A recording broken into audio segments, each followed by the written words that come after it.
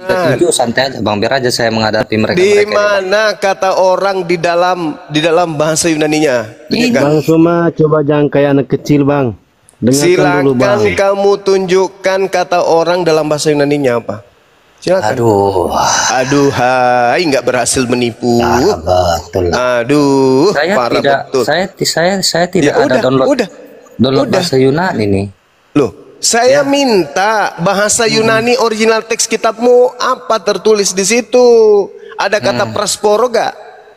Coba kamu sendiri bukalah, kamu buka. Iya. Penipu. Di dalam Kalau original, penipu, dengar, wahai korban penipu. Dalam original teks kitabmu itu tidak ada kata semua orang, itu nggak ada. Jadi itu penambahan, nggak ada kata orang di situ. Kau baca sampai dunia berakhir, tak akan pernah kau temukan kata orang di situ. Jadi itu jadi tadi kamu mengatakan sesuatu narasi yang begitu indah di dalam ajaran kamu, benar tidak? Lah, sekarang yang saya tanya ini dalil yang sama dengan Al-Quran. Diam dulu. Enggak. Masa kamu aja yang bertanya, saya nggak bertanya? Diterangkan berbuat baik kepada kedua orang tua. Itu semua. Ya Hadi, ya Bashir, ya Tabibi, Nabiullah, khairul khalqi, khairul khalqi jami'an, lahu a'la manasibi wal marati.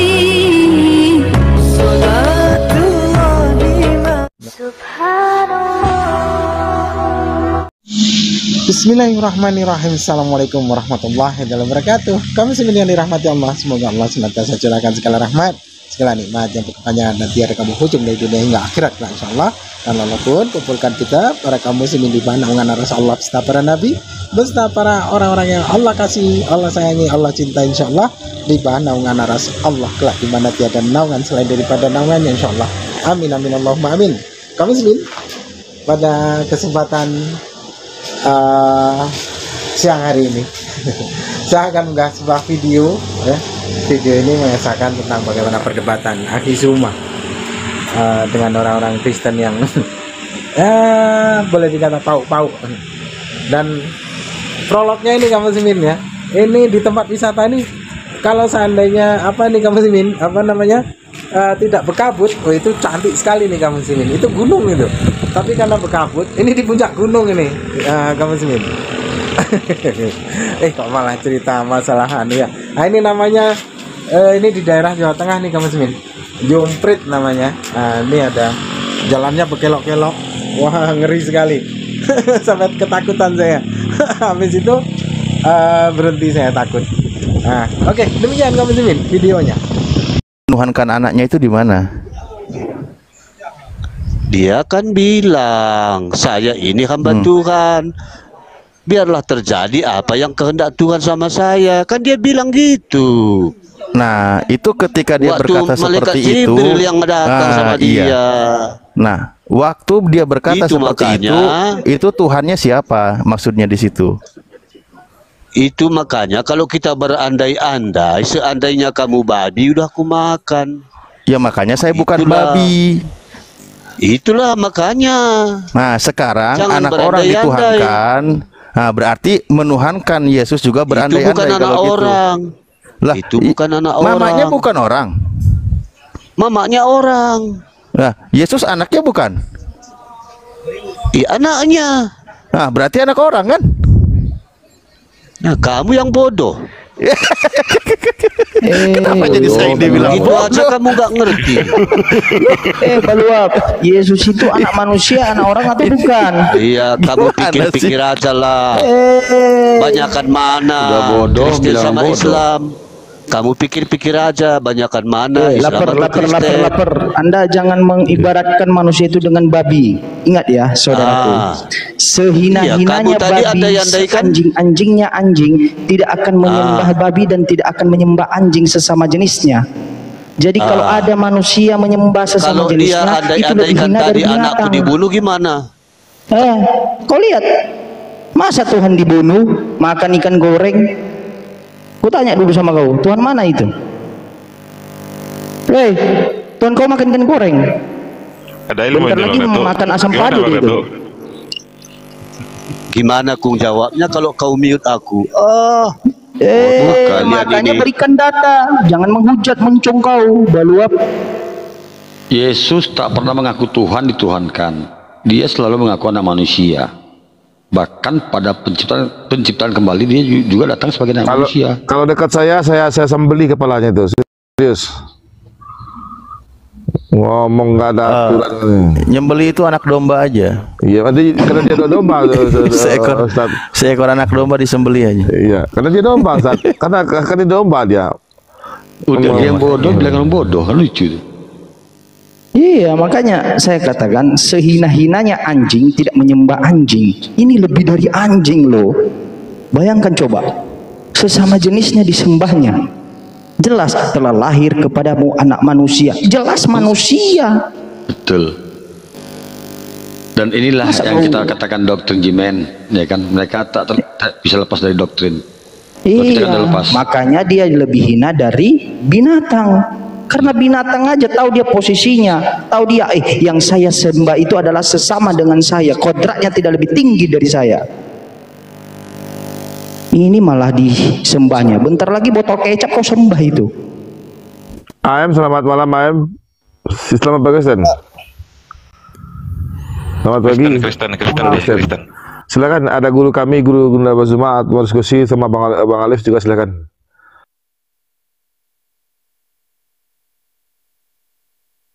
Ya, saya tadi baru naik, belum tahu apa yang dibahas tadi. Yang anda kuasai, bidang yang anda kuasai, silakan. Ada Ustadz Alif di sini, ada Ustadz Tahta, ada Bang Zuma, silakan. Kalau mau berdiskusi, mungkin anda mencari kebenaran juga, seperti yang tadi itu ya. Dilanjut. Itu Bang Zuma lagi ada tamu kayaknya, lagi ada tamu dia. Ustadz data aja Ustadz, lanjut Ustadz, gedein. Aim, saya mau tanya, kata lapar barusan saudara kita itu, walaupun bukan saudara seakidah, tapi saudara Anda lah seakidah, dia mengatakan Yesus itu bukan orang, bukan manusia. Bagaimana menurut pendapat Anda? Dia mengatakan Yesus bukan manusia. Iya, bukan orang katanya.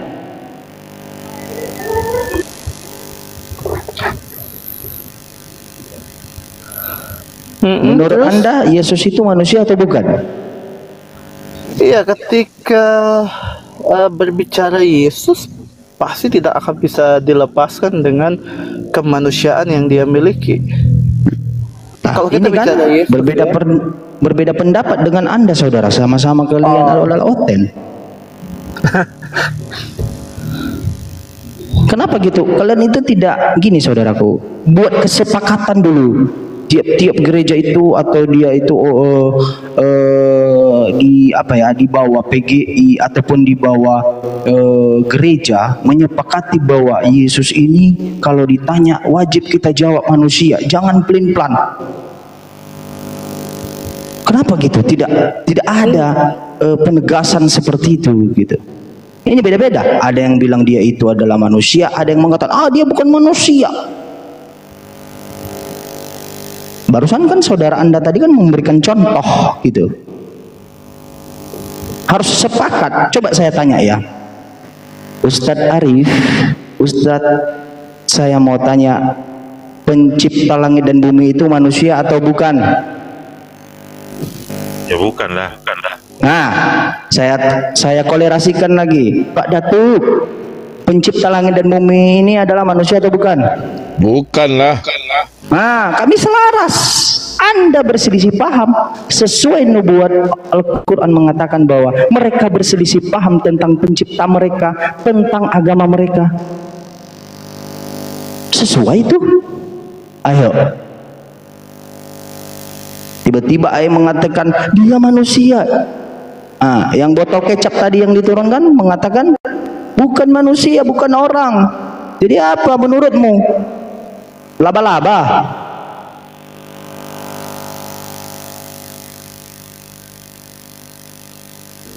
Ayo saudaraku, ayo diskusi kita Dibuka dengan mute-nya akal. Bang Em, dibuka mute-nya. Iya, karena kalau berbicara Yesus, karena begini, kalau kan pertanyaannya berbicara tentang Yesus ya, kalau itu ya iya, karena Yesus adalah pribadi yang diberi nama Yesus, udah, karena dia punya nama Yesus, ya udah pasti manusia. Kan kita pertanyaannya kan tentang Yesus kan ya. Jadi saya hanya jawab sesuai pertanyaan, ya udah. Iya, berarti kalau dia adalah seorang manusia, dia menyatakan akulah datang dari Bapakku, maka bisa nggak manusia disembah, dijadikan sebuah sang pencipta? Kalau pertanyaannya bisakah manusia disembah, ya nggak bisa. Manusia ya nggak bisa.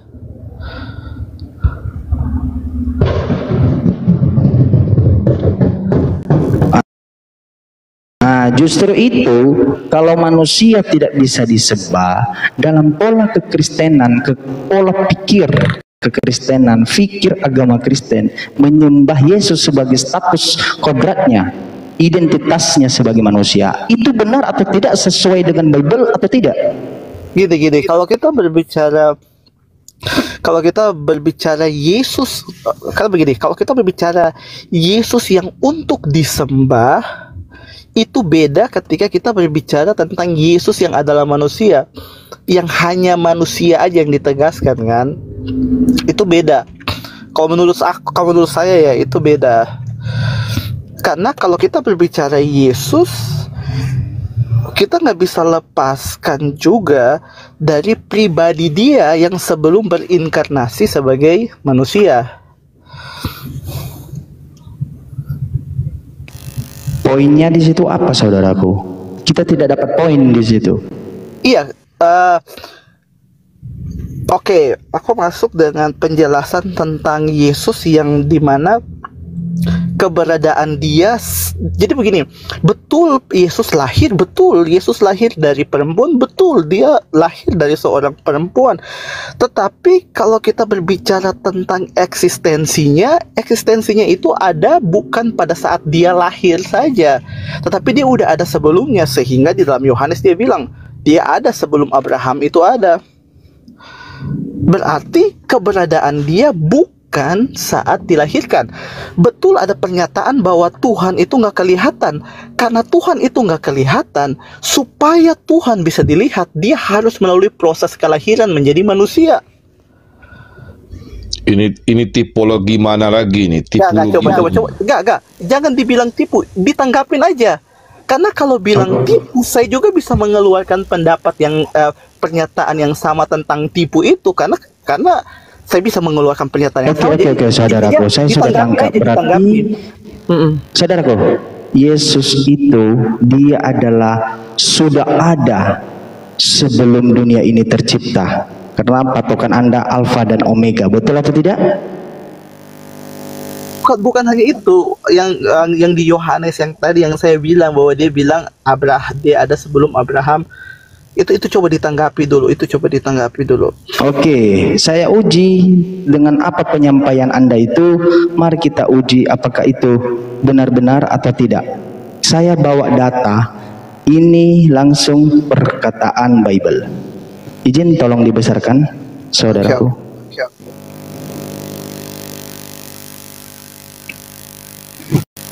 Yesus itu pencipta langit dan bumi, benar atau tidak?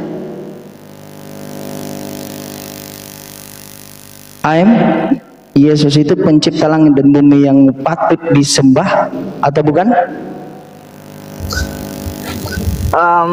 Aku harus kasih ngerti gimana ya? Enggak, tinggal jawab aja. Yesus itu yang kita sembah atau tidak? Simpel aja jawabannya. Bukan. Karena kalau pertanyaan begitu, karena begini. Berarti Yesus tidak disembah? Bukan. Kita harus untuk sampai ke situ kita harus mengerti dulu sistematikanya. Iya, saya mengerti pola kekristenan. Anda berbicara kepada saya. Saya sudah 23 tahun di sana. Yang saya tanyakan, pola kekristenan menuhankan Yesus sebagai sesembahan. Karena Tunggu. Saya nggak peduli udah berapa puluh tahun pun saya nggak peduli. iya, makanya saya tanya, dengan menurut pandangan Anda selama Anda menjadi oten, Yesus itu kau anggap sesembahan atau bukan? Iya. Bapak Allah itu juga sesembahan atau bukan? Iya. Oke, mari kita uji. Oke. 1 Korintus 6 ayat 14. Theos atau Bapa yang membangkitkan Tuhan. Ada dua oknum sesembahan di sini. Tuhan kau ada dua. Sesembahan kau ada dua. 6:14. Ini. Oke.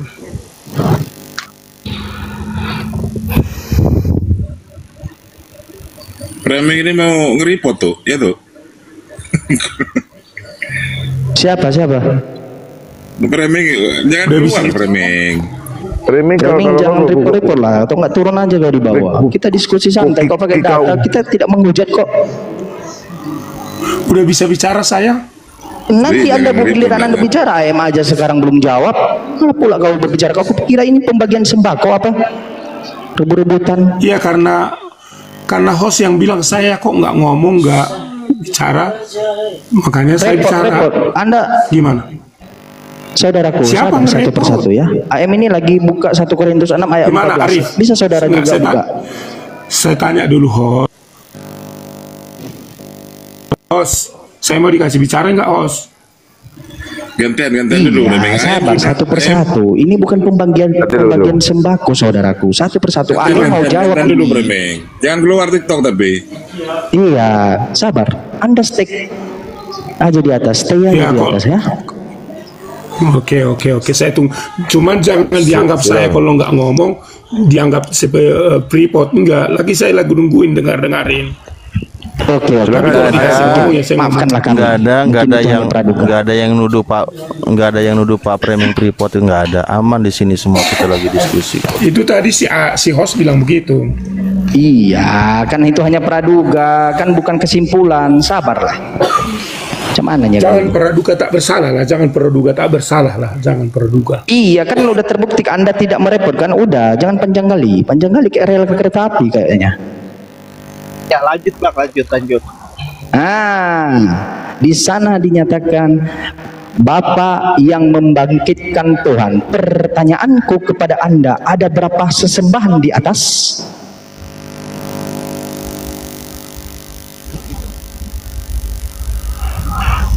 Ada berapa sesembahan? Maksudnya apa dulu nih? Berapa sesembahan ini menuju kepada naturnya kah atau kepada pribadinya? Oke. Tadi Anda mengatakan Bapa itu adalah sesembahan. Oke, betul. Yesus atau Tuhan itu adalah sesembahan. Ya. Oh, berarti ketika kalimatnya di 1 Korintus 6 ayat 14, Bapa yang membangkitkan Tuhan, ada berapa sesembahan di atas itu? Ada dua pribadi. Saya tanya, bukan pribadi yang saya tanya, sesembahan.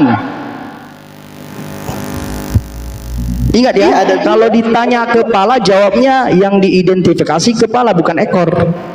Iya, ada dua. Ada dua sesembahan. Iya. Berarti sesembahanmu ada dua. Ada dua pribadi. Tidak pribadi yang saya tanya. Sesembahan. Iya, ada dua. Ingat ya. Kan begini. Tunggu. Saya dulu ya.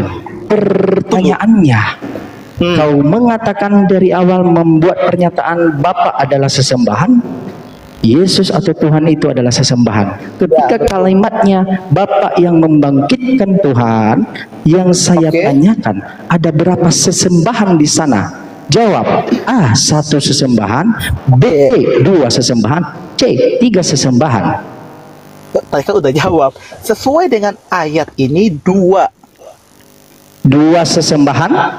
Betul, karena ada dua pribadi di sini. Berarti Tuhan kau tidak esa, karena yang Tuhan penyembahan harus esa, hanya 1. Esa dalam arti 1 sesembahan. Menurut Bible, Tuhan Allah itu Esa. Esa benaran, Esa tuh satu. Cuma aku nggak bawa lagi di luar, nggak bawa tablet. Kalau nggak aku buka Alkitab yang Septuaginta dan kita bisa lihat di situ. Esa tuh bisa diartikan united dalam pengertiannya atau kesatuan. Kalau kesatuan bisa disimpulkan satu. Saudaraku, kalau Anda memakaikan kata Esa menyimpulkan bahwa kata Esa itu adalah kesatuan, itu dasar Anda apa? Bible kah? Iya, cuma kan. Oke, kita uji. Mari kita buka Bible. Ya, Coba ada nggak di Alkitab kesatuan itu menjadi Esa atau artinya Esa? Izin, tolong dibesarkan saya, host. Saya pakai Bible. Mari kita lihat pengertian Bible Esa itu apa. Ada Alkitab Septuaginta yang aplikasi. Ini saudaraku, jangan kemana-mana dulu. Esa itu seorang diri, merasa lenggang, menjadikan hanya satu Tuhan saja, hanya satu. Tidak ada kesatuan di sini, hanya satu keesaan. Itu Esa dari bahasa apa? Ini Bible, ini Alkitab Sabda. Enggak. Aku punya data yang lebih jelas sih. Cuma gimana share-nya kalau dari HP? Ya udah, buktikan datanya. Ini kan saya pakai data Anda, standarnya itu Bible. Ini Bible kan? Ini Bible atau bukan? Aku punya yang lebih lengkap sih. Berarti Bible Anda ini tidak lengkap. Alkitab Anda ini tidak lengkap. Itu nggak tahu dari mana, cuma ini Alkitab Sabda, ini resmi. Iya. LAI menyetujui pengeluaran ini karena segala firman di dalamnya juga diseleksi oleh LAI. Dalam Bible tidak ada standar arti dari Esa itu menjadi kesatuan, tidak ada. Ini saudaraku. Enggak. Itu dilihat dari kamu nggak tahu, ini bahaya ini. Tapi begini. Betul, itu diambil dari KBBI. Tapi kalau kita berbicara Alkitab, ini bukan KBBI. Saya ambil studi kamus bahasanya. Esa itu pengertiannya dalam Bible apa? Enggak, coba tadi lihat dari Bible, bukan dari kamus. Saya tidak gunakan kamus KBBI. Tunggu. Tadi kalau dibuka lagi, coba lihat Esa dalam kurung menurut Kamus Besar Bahasa Indonesia. Coba lihat lagi yang tadi dibuka. Oke, mari kita lihat. Cuma saya bilang begini. Coba lihat. Ini menurutnya. Aduh, oke, dalam TB ini ada Etarus, semuanya mengatakan satu. Lihat di bawah Esa dalam kurung Kamus Besar Bahasa Indonesia itu ada tertulis. Iya, ada Kamus Esati. Ini dari Bible. Mereka menggunakan standarisasi Bible pengertiannya supaya para pembaca lebih cermat. Bisa lebih cermat dia. Coba kita ini ajalah kembangkan pakai ayat ya, biar nggak berkutat dia di sini kalimatnya. Aku pening juga dengarnya ini. Iya, karena dia menyatakan Esa dengan standarisasi pengertiannya. Bukan. Saya gunakan pengertian Bible. Bukan berdasarkan pengertian aku loh, bukan. Contoh, ini contoh aja. Ketika Yesus itu berkata, ini Yesus berkata, baik di Markus maupun di Yohanes. Ketika di Markus dia berkata, Elohim adalah Tuhan kita, yaitu Tuhan yang Esa, kan gitu dia katakan. Nah, ketika dia berkata seperti itu, maka dijawab oleh orang-orang Yahudi, benar katamu guru, memang dia itu Esa dan memang tiada Tuhan selain dia. Nah, menggunakan kalimat Esa dan tiada Tuhan selain dia berarti menunjukkan satu-satunya. Betul nggak di situ menurut ucapan dari Yesus? Dia satu-satunya yaitu Elohim kan? Iya, Elohim yang mengutus Yesus. Oke, pertanyaannya begini, kenapa kalau kita lihat dalam gramatikal dari kata Elohim, kenapa Elohim itu jamak bukan tunggal? Itu yang harus diteliti. Oke. Coba lihat gramatikal dari kata Elohim. Baik, ya, gramatikal kata Elohim. Dulu ya. Jadi geser lagi deh. Gramatikal dengerin dulu ini saya bilang. Iya, gramatikal kata Elohim. Ketika di Keluaran 7 nomor 1, Nabi Musa itu dijadikan Elohim. Ada berapa Musa di situ? Musa 1, tapi begini, Musa ada itu berapa tapi? Tunggu, Musa itu diangkat.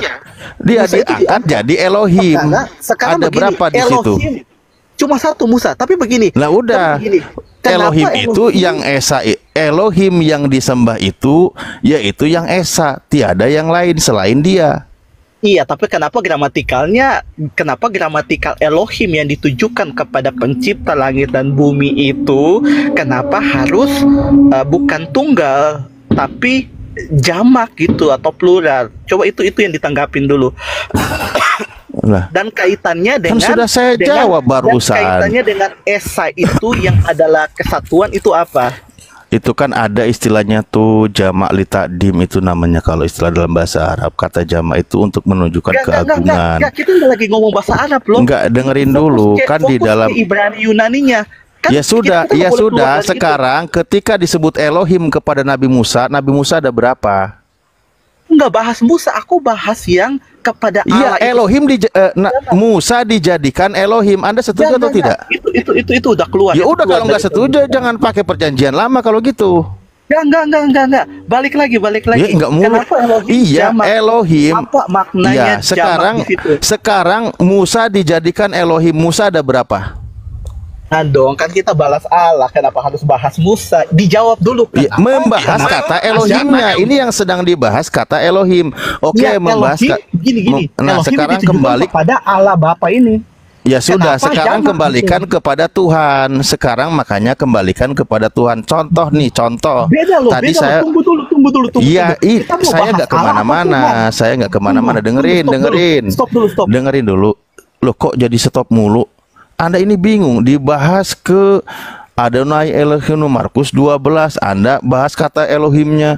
Padahal di situ dikatakan ya, ketika Nabi Musa berkata bahwa kasihilah Tuhan Allahmu atau Allah Tuhanmu dengan segenap hatimu, di dalam ayat sebelumnya dikatakan bahwa dengarlah wahai orang Israel, Elohim adalah Tuhan kita, adalah Tuhan yang Maha Esa.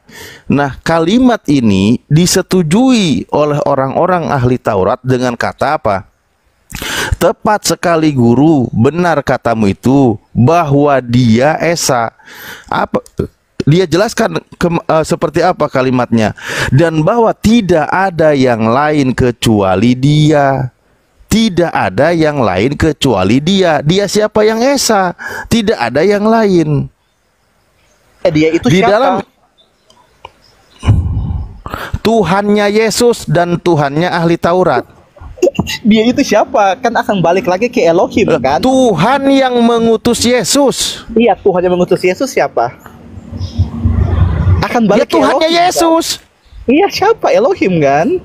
Iya, Elohim. Oke, aku balik lagi nanya, Elohim kenapa di situ bukan tunggal tapi jamak dalam gramatikalnya? Innalillahi wa Itu inna ilaihi plural raji'un. majoritis namanya.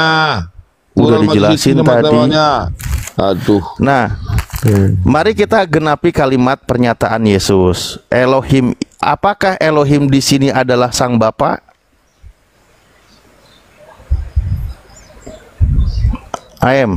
Pertanyaan saya nggak terjawab ya, jadi itu mungkin bisa jadi bahan pembelajaran atau bahan pemikiran buat yang nonton di bawah lah ya.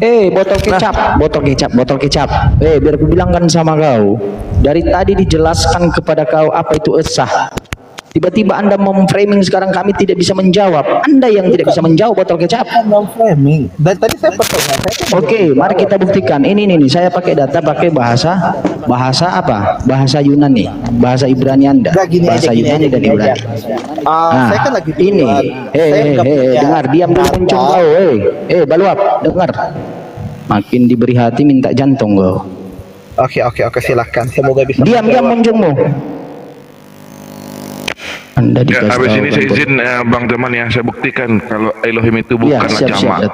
Siap, Datuk. Yep. Ini Echat ini di dalam bahasa Yunani, dia itu seorang, seekor, tidak ada namanya satu kesatuan. Cat ini tidak ada namanya satu kesatuan, tidak tersusun dari beberapa, seorang diri, seorang. Kalau yang kesatuan itu Eka. Iya. Nah, ini bahasa Yunani, bahasa Bible originalmu. Mau ngelak dari mana kau lagi? Asumsi apa lagi yang kau boleh? Buktikan kepada kami pakai data juga, seperti kami membuktikan seperti data dari Bible Anda. Iya, makanya tadi kan saya bilang, tunggu saya udah di rumah, saya akan buka datanya. Alah, tunggu Anda di rumah, keburu orang itu bertelur anak orang. Ngarang aja lu, tidak akan pernah ketemukan. Ini yang saya gunakan Bible Anda, berbahasa Yunani. Akan saya buktikan ya, oke? Buktikan lah, bikin datanya. Mana yang lanjut. Aku tunggu kau. Ya, aku tunggu kau. Nih, aku buktikan ya. Ini namanya jamak plural majority namanya. Makanya kalau belajar itu jangan di SD, jangan di pintu gerbang. Ini namanya bahasa Indonesia. Ya. Ini namanya plural majority, ya, majestic plural. Ini untuk penghormatan.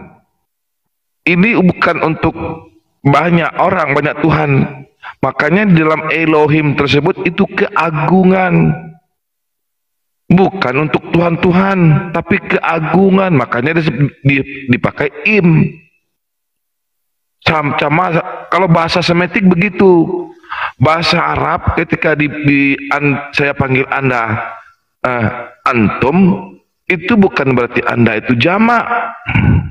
Paham ya?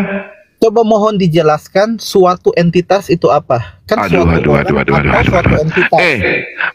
Makanya pemakaian kata im di dalam Bibelmu itu bukan Tuhan-Tuhan. Contoh, Bereshit bara Elohim. Apakah Tuhan-Tuhan menjadikan bumi dan langit? Paham? Bereshit bara Elohim, Kejadian 1:1.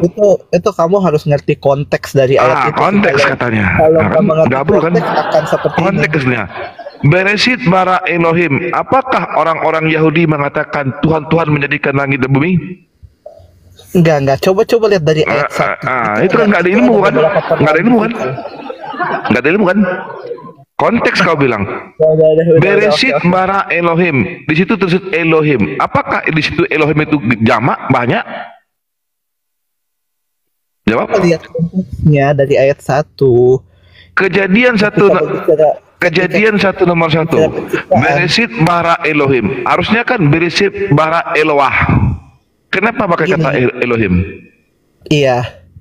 Setelah kata apa lagi nih? Pada mulanya Tuhan menciptakan langit dan bumi. Setelah ya, itu kenapa di situ pakai Elohim? Kenapa nggak pakai Eloah? Pakai Elohim karena kenapa pakai Elohim di situ? Sedangkan makna Elohim di situ artinya kalau mau jujur itu Tuhan artinya jamak. Begini.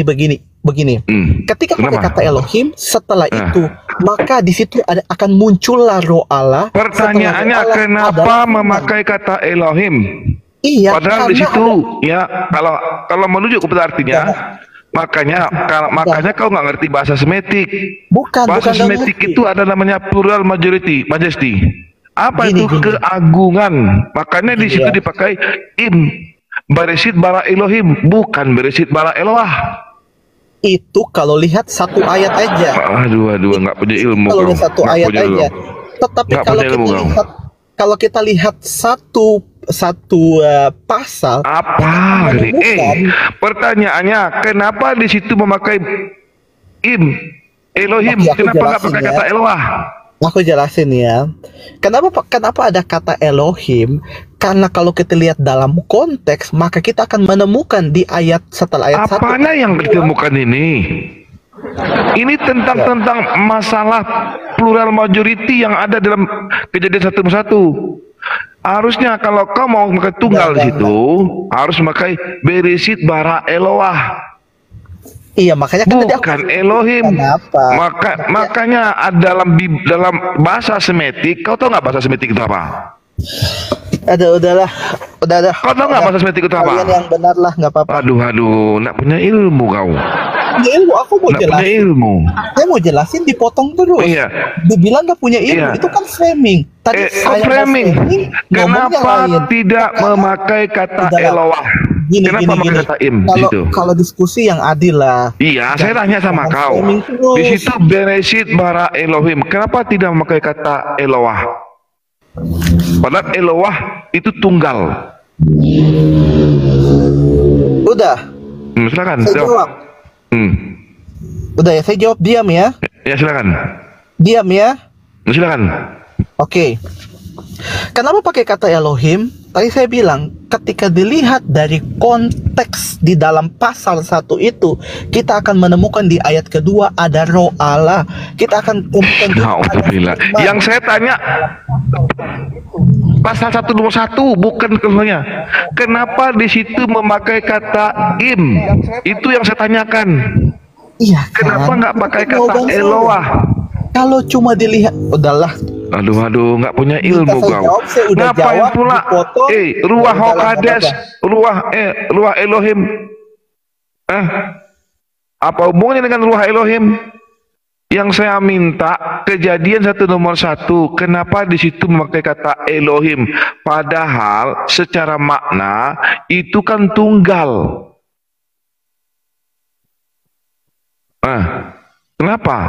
Ini masukan saya begini, ketika kita bicara Alkitab, kita harus pakai cara melihat Alkitab, nggak boleh melihat cara lain. Cara Alkitab nggak boleh satu ayat, tapi keseluruhan ayat dan pasal. Itu mungkin masukan untuk teman-teman ya.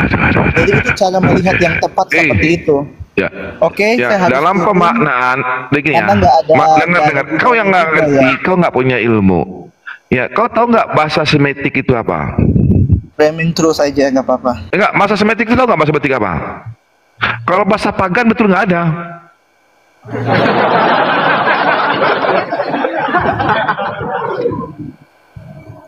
Mau giring pula, nggak punya ilmu. Inilah dua-duanya kabur.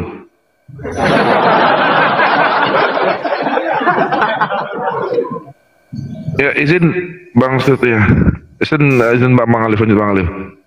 Nah, saya cuma geger aja tadi itu, lanjut.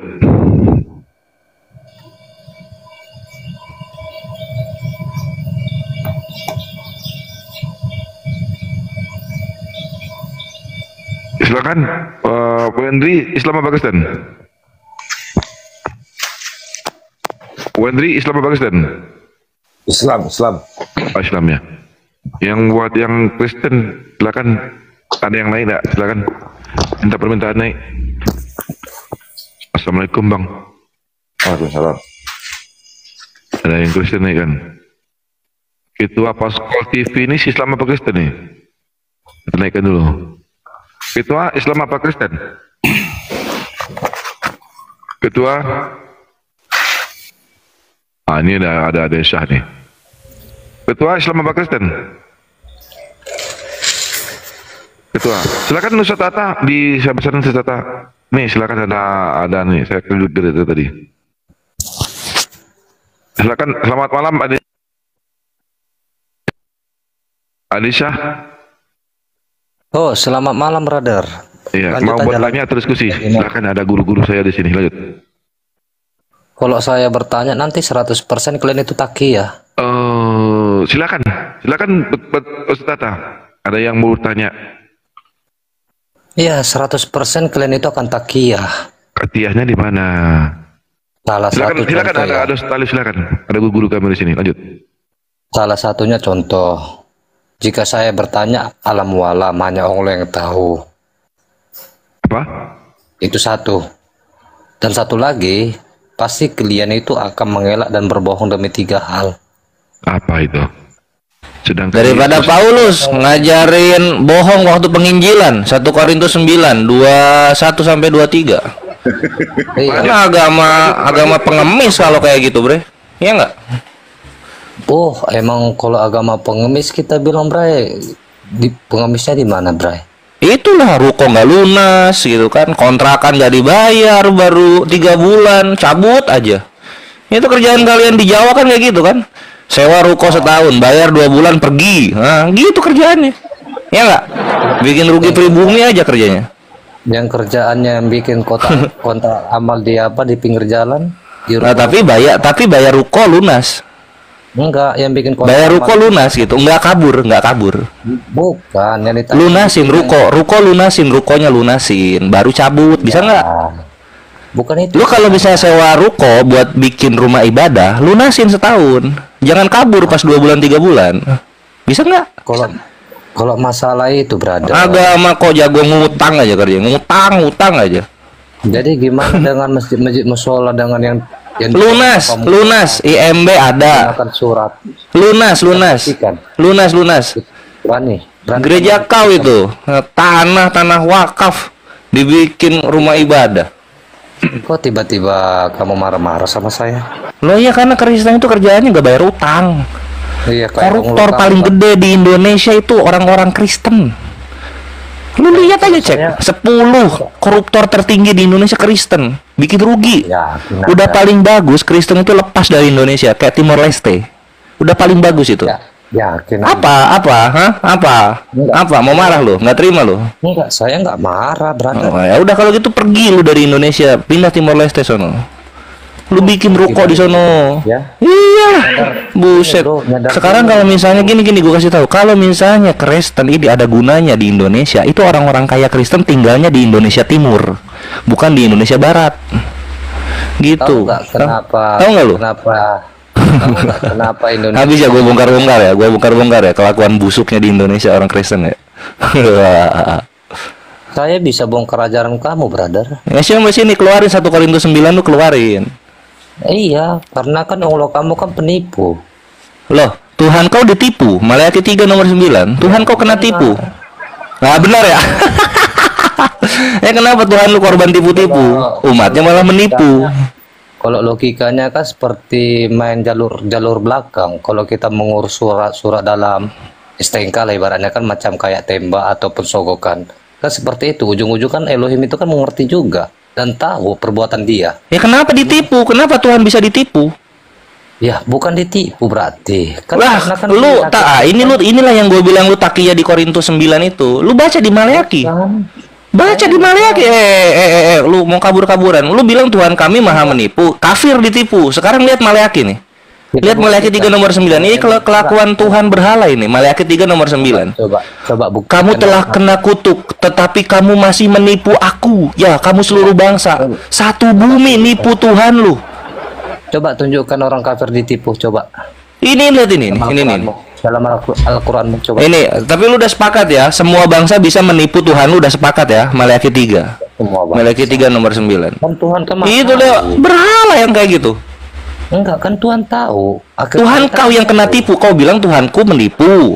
Gua iakan Hairul Makirin. Tuhan kau kena tipu.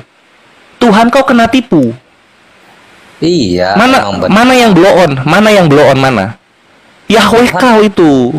Iya, enggak masalah, no problem. Ya memang enggak ada masalah lah. Bisa apa dia buat gua? Bisa ngapain dia buat gua? Makanya gini. Coba tunjukkan kepada saya di dalam Al-Quran orang kafir yang ditipu lo. Wah, banyak banget nih. Coba. Lu bisa buka misalnya di Al-Anfal. Enggak, buka aja lah. Ya, gua open cam dulu dong. Iyalah, kasih tunjuk. Masa Tuhan ditipu gimana sih? Ya itulah, ini satu Indonesia harus tahu gitu. Ketika ada penghujat Islam bilang Tuhan kita adalah Khairul Makirin yang menipu para kafir, kita bilang Tuhan mereka itu yang kena tipu satu bangsa.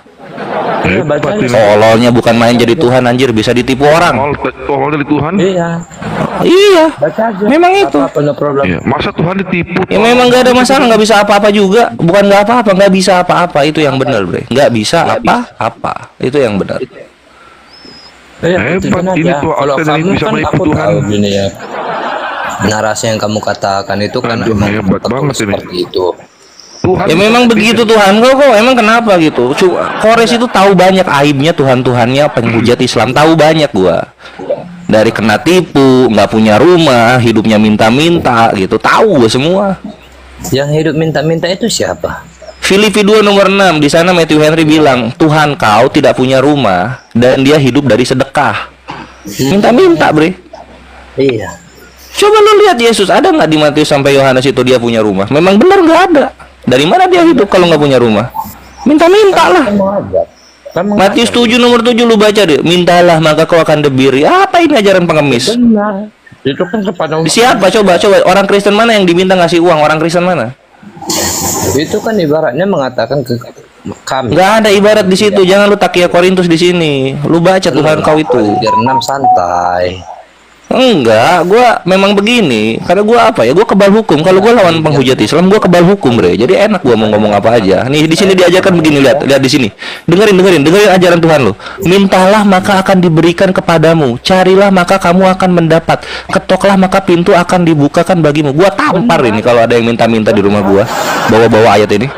Benar. Kalau ada itu saya tampar. Ini kurang ajar ini. Mengajarkan orang-orang pendatang itu kurang ajar kepada pribumi.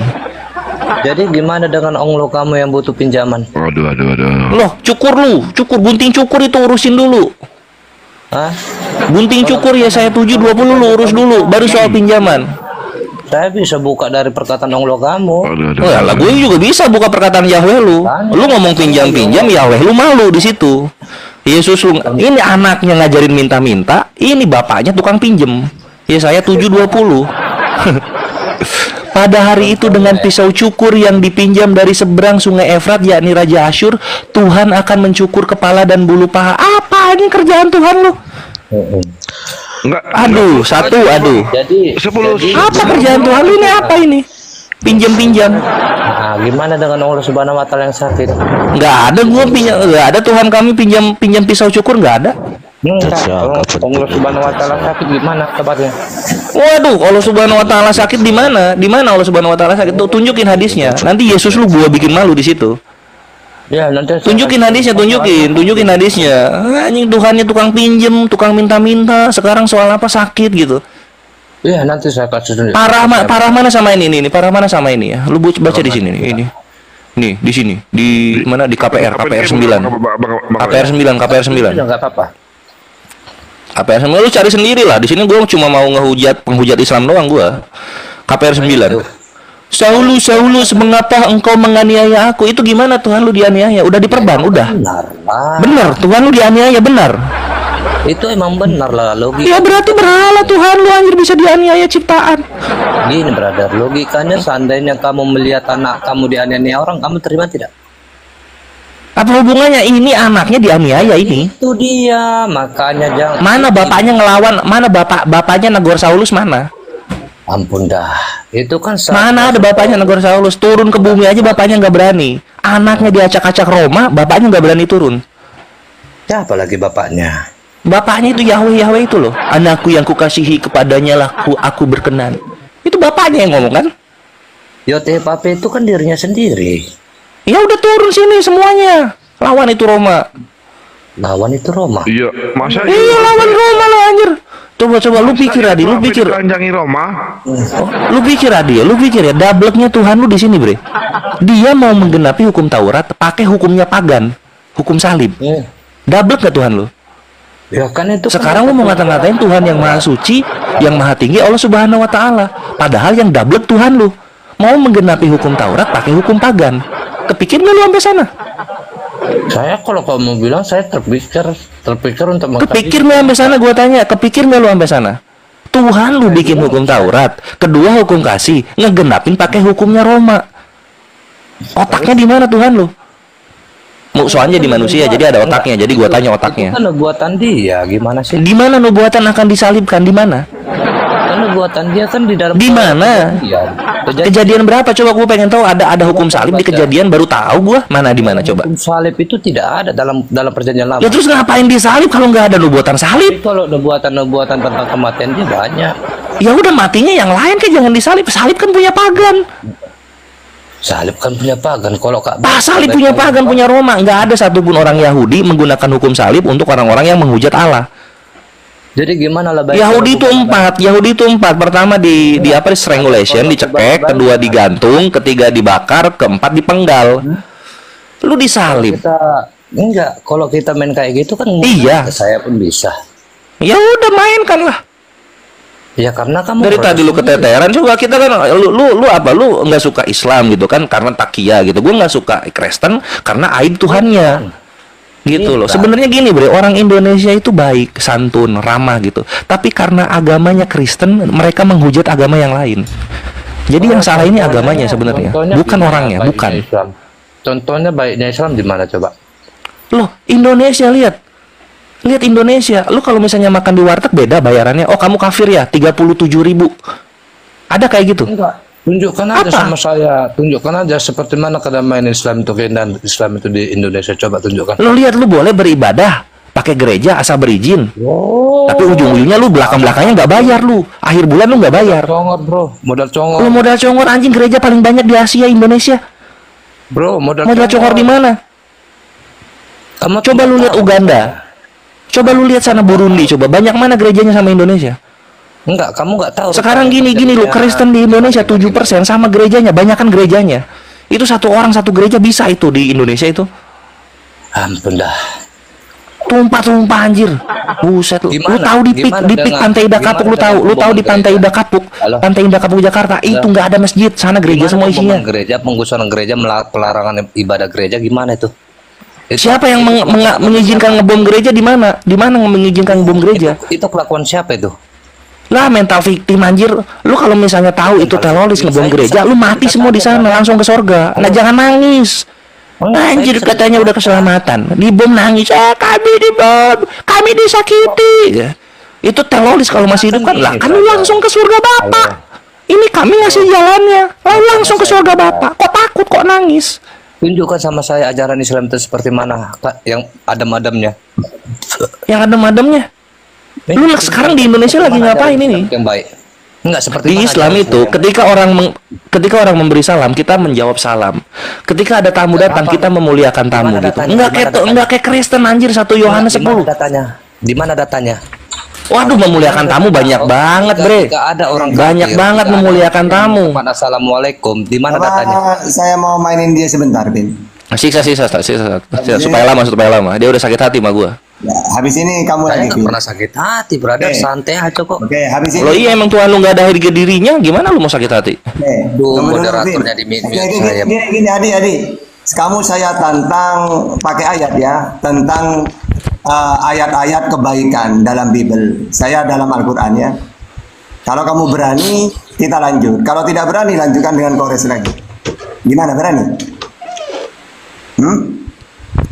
Jadi, kamu kan barusan nanya, apa kebaikan dalam Islam? Boleh. Kamu adu Jangan ayat. di-mute dulu, bro. Bro, jangan di-mute saya lah. Ya oke, saya dulu ya. Terus Boleh. Oke. Boleh. Jadi dalam Islam itu dalam Al-Quran ayat-ayatnya ada kebaikan. Tunggu dulu, habis ini kamu. Kalau kamu gak sanggup menyerah ya. Jangan berkata kasar, dilarang. Ini di mute, brother. Iya, tunggu ini gantian. Kalau di mute lu ngomong putus-putus, Bre. Iya. Jadi gini, ada larangan berkata kasar dalam Islam. Ali Imran 159. Juga jangan marah. Larangan marah-marah gitu ya.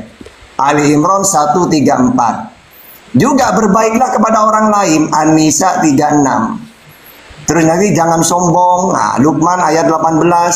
Maafkanlah kesalahan orang lain. Al-A'raf 199. Hudil afa wa'mur bil ma'ruf wa'arid anil jahilin. Jadilah pemaaf dan suruhlah orang mengerjakan yang ma'ruf, kebaikan. Berbicaralah dengan nada halus dan sopan. Toha 44. Rendahkanlah suaramu, Luqman 19. Jangan mengejek orang lain, Al-Hujurat ayat 11.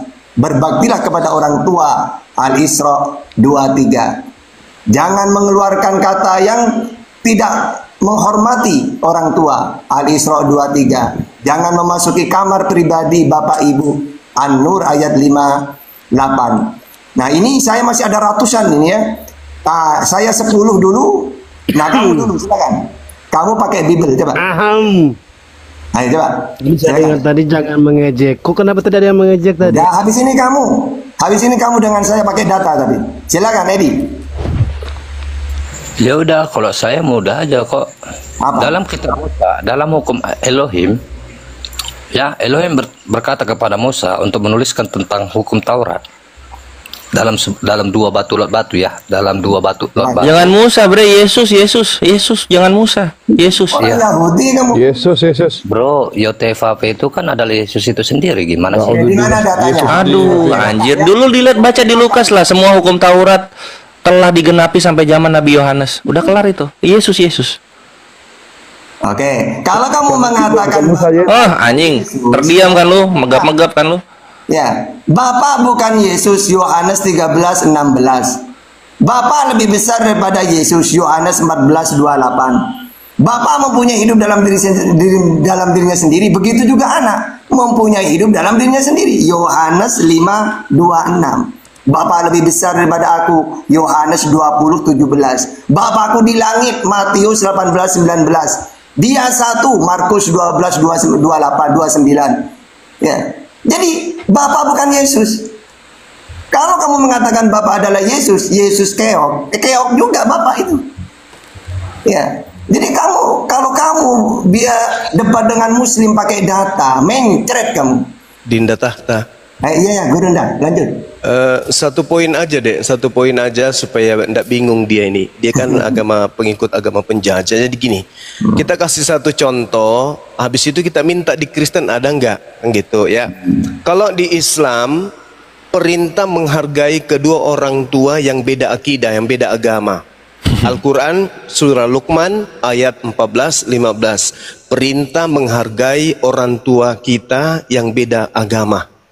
Oke, itu jelas di dalam Al-Quran. Wa in jahadaka ala an tusyrika bi ma laysa laka bihi ilmi fala tuti'uhuma wa sahibuhuma fid dunya ma'rufa. Berbuat baiklah kepada kedua orang tuamu meskipun mereka beda keyakinan denganmu, beda agama. Sekarang saya minta kepada saudara, ada enggak di dalam ajaran Kristen berbuat baik kepada kedua orang tua yang beda agama? Silakan. Itu aja dulu satu. Karena yang saya tahu agama Kristen itu agama penjajah, agama pembinasa otak dan pembinasa jasmani. Silakan. Anda tunjukkan.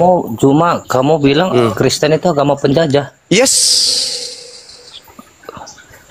Kalau kita main data to data berani nggak? Berani. Sejarah kita. Berani. Nggak usah jauh-jauh, lu lihat Tangerang. Beribadah itu orang-orang bukan warga pribumi itu di Tangerang, kontrakan padat ya, sampai tengah malam. Itu penjajahan itu, Bre. Itu tahun berapa? Baru-baru. Iya, baru-baru. Enggak, baru-baru. Tahun 2024 kan?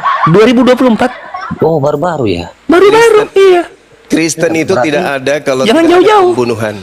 Kalau tidak ada tragedi pembunuhan kepada anaknya Maria, Kristen itu nggak ada di dunia. Kok Kristen nggak ada di dunia? Oh iya, kalau nggak ada Yesus yang mati di salib, siapa Tuhanmu? Ya tetap juga dia. Siapa Tuhanmu? Yesus. Kalau tidak ada pembunuhan terhadap Yesus, siapa Tuhanmu? Ya kan nubuatannya itu kan udah tertuju kepada dia. Nubuatan di mana? Nenekmu kiper. Di mana nubuatan dalam kitab agamanya Yahudi tentang Tuhanmu? Di mana? Boleh. Ya silakan. Boleh saya kasih tunjuk? Ya silakan. Oke. Silakan. Kebohongan dimulai. Teng. Silakan. Oke. Nah, silakan. Berbohong dimulai. Teng. Enggak, santai. Kita buktikan nanti siapa yang bohong. Jangan kau katakan kita buktikan. Saya sudah membuktikan agamamu. Silakan. Ingat ya, kamu tidak ada ajaran di Kristen berbuat baik kepada kedua orang tua yang berbeda agama. Enggak ada ya? Wah, siapa yang bilang, brother? Tunjukkan dalil. Jangan kamu menjak seperti itu, brother ya. Tunjukkan dalil. Tunjukkan dalil. Hei. Tunjukkan dalil. Kok ngoceh terus kamu, brother? Enggak, dalil. Iya, Jangan ini dulu dalilnya. kemana-mana. Iya, ini. Adik-adik semua jangan kemana-mana. Biarkan dulu laknatullah ini juga menunjukkan kepada kita bahwa di dalam agamanya ada perintah berbuat baik kepada orang yang beda keyakinan. Silakan. Tunjukkan kepada saya. Silakan.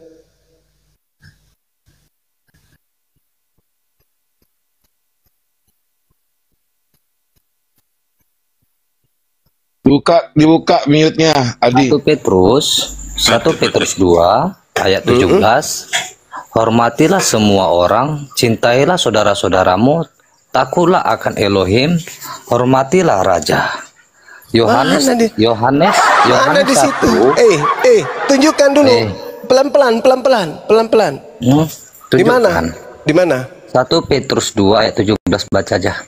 Ya, 1 Petrus 2 nomor 9 17. Oh, 17. Kira 9. Oke. Kita baca pelan-pelan ya. Hormatilah semua orang. Oke, kita lihat kata pas di situ mana? Mana di situ? Bahasa Yunaninya apa? Di mana itu, Bang? Kitabmu gimana itu? Kamu kan meminta bukti. Iya, Ya, tapi minta tidak bukti. begitu tulisannya, nggak begitu. Original teksnya tidak begitu. Nggak begitu Jangan original seperti teksnya. pecundang. Lah, saya butuh dalil akurat. Saya tidak mau ditipu.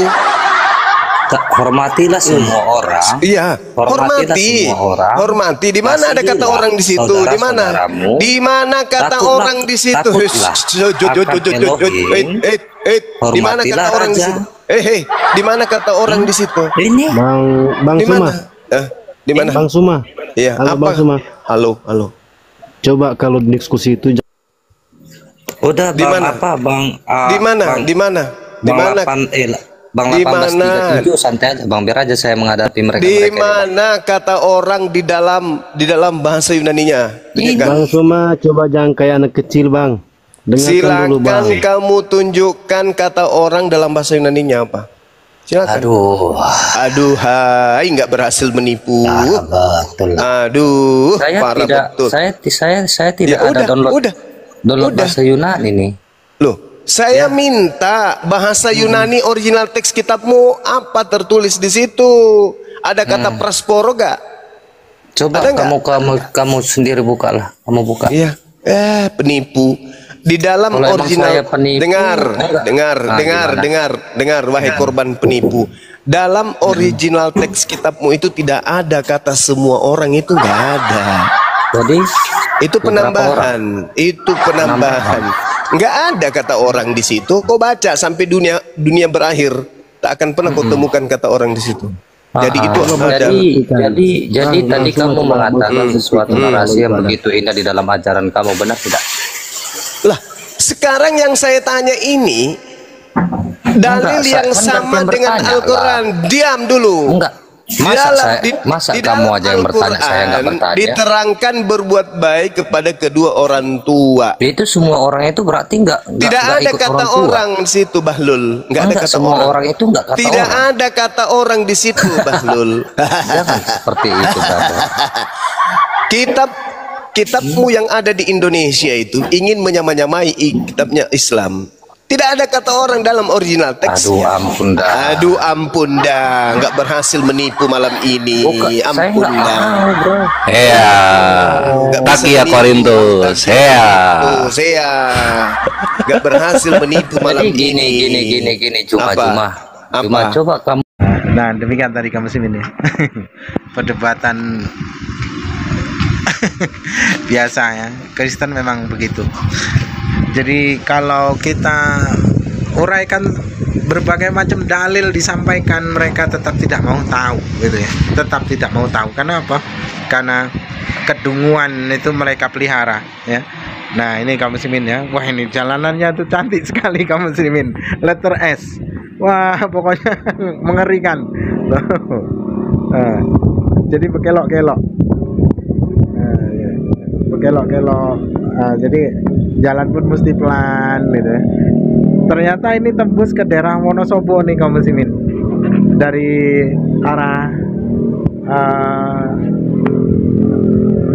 selatan, naik gunung, naik sana. Jalanannya tuh naik ke atas gunung tuh kaum muslimin. Itu baris-baris. Nah, itu mobil naik ya. Sampai pokoknya kalau mau mobil-mobil odong-odong odong-odong tidak berani kaum muslimin. Tinggi, berkelok-kelok. Ini gunung nih kaum muslimin. Oleh karena terhalang kabut. Terhalang kabut. Jadi ini sudah di tempat peristirahatan. Nah, ini tempat wisata sebenarnya. Tapi tempat wisatanya yang sebelah situ, Kang Muslimin. Itu. Masya Allah. Jadi saya ini nyasar tanpa sengaja ini, Kang Muslimin.